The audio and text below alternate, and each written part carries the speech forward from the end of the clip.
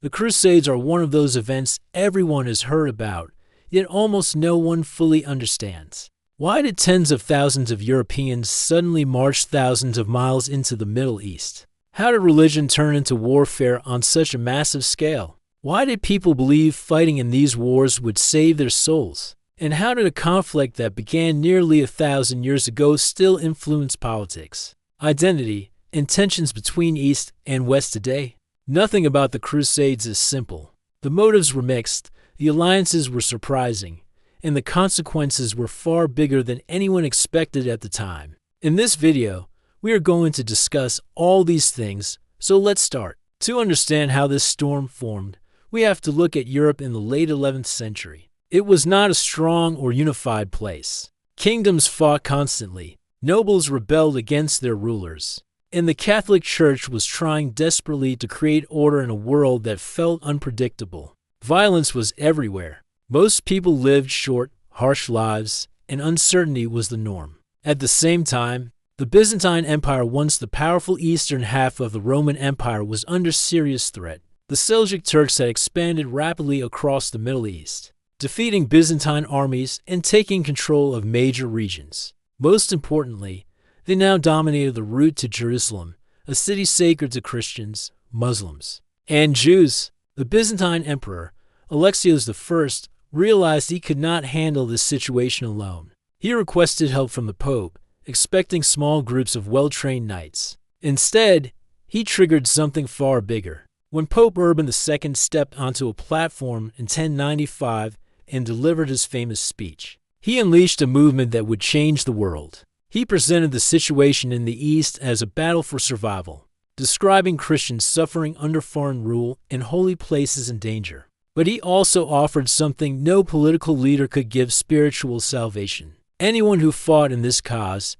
he said, would have their sins forgiven. In a deeply religious time, this was a powerful promise. Within months, Europe erupted with enthusiasm. People from every social class, knights, peasants, nobles, merchants, joined the march. Families sold their homes, entire communities reorganized their lives, and tens of thousands headed toward the Holy Land. This became the First Crusade. But the journey itself was brutal. Many died from hunger or disease long before reaching the Middle East. Some groups, driven by fear and prejudice, attacked Jewish communities in Europe, committing massacres that had nothing to do with the Holy Land. It was a reminder that religious passion can easily be twisted into violence. Despite the chaos, the Crusaders eventually reached Jerusalem in 1099.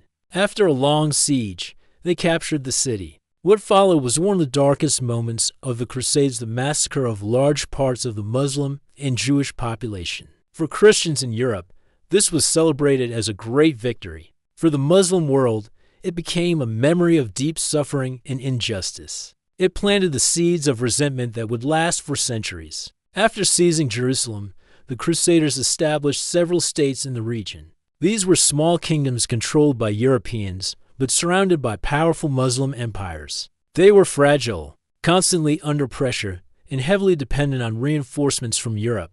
Yet for nearly a century, they survived. This period created a strange form of cultural exchange. Europeans learned new medical techniques, new foods, and new technologies, while the Muslim world studied European warfare and diplomacy. But beneath this exchange, the tension never disappeared. Everyone knew that eventually, a strong Muslim leader would rise to unite the region and push out the invaders. That leader appeared in the 12th century, Salah ad-Din, or Saladin. He was more than a military commander. He was a unifier at a time when unity seemed impossible. The Muslim world was divided among rival dynasties, each with its own interests. Saladin brought them together under one banner and created an army capable of challenging the Crusader states. His rise completely shifted the balance of power. The turning point came in 1187 at the Battle of Hattin. The Crusader army was crushed, and Saladin recaptured Jerusalem soon after. But unlike the massacre of 1099, Saladin allowed many Christian inhabitants to leave safely. His mercy shocked Europe and later became a major part of his legacy. Even European writers described him as honorable, fair, and wise, a rare respect between enemies in medieval warfare. The loss of Jerusalem sent shockwaves across Europe. Three of its most powerful rulers launched the Third Crusade: King Richard the Lionheart of England, King Philip II of France, and Emperor Frederick Barbarossa of the Holy Roman Empire. The campaign was dramatic, but also filled with setbacks. Barbarossa drowned before reaching the battlefield. Philip returned home early. Richard became the central figure of the crusade, known for his courage and charisma. His battles with Saladin became legendary to brilliant commanders trying to outthink each other. Richard won several battles but could not reclaim Jerusalem. Eventually, he and Saladin agreed to a truce. Muslims would control the city, but Christian pilgrims could enter freely. It was a practical agreement, reflecting the reality that neither side could achieve complete victory. After this point, the Crusades slowly lost their original purpose. Later campaigns became less about the Holy Land and more about European politics. The worst example of this shift was the Fourth Crusade. Instead of heading for Jerusalem, Crusader armies attacked Constantinople, a Christian city.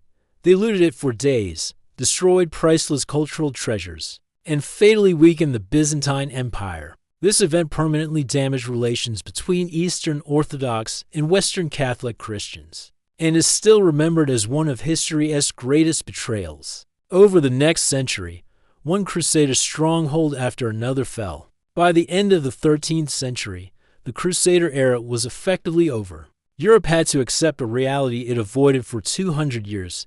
It would not control Jerusalem or the Middle East, but the Crusades left behind a massive legacy. They changed trade routes, bringing spices, textiles, and new technologies into Europe. They accelerated the decline of feudalism because so many nobles died or sold land to fund their journeys. They strengthened kings, who gained more control when powerful lords disappeared. They also introduced Europeans to new medical knowledge, mathematics, and scientific texts preserved by Muslim scholars. At the same time, the Crusades hardened religious identities. They created stereotypes, distrust, and deep emotional wounds that still influence geopolitics today. The idea of a conflict between East and West became part of cultural memory. Even when politics and religion had moved far beyond medieval ideologies, in the end, the Crusades were not a simple battle between good and evil.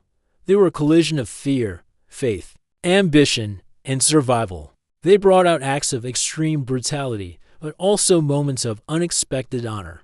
And even though the armies vanished long ago, the impact of these holy wars still echoes through our world. From borders and religions to politics and cultural identity, history moved on. But the memory of the Crusades never fully faded.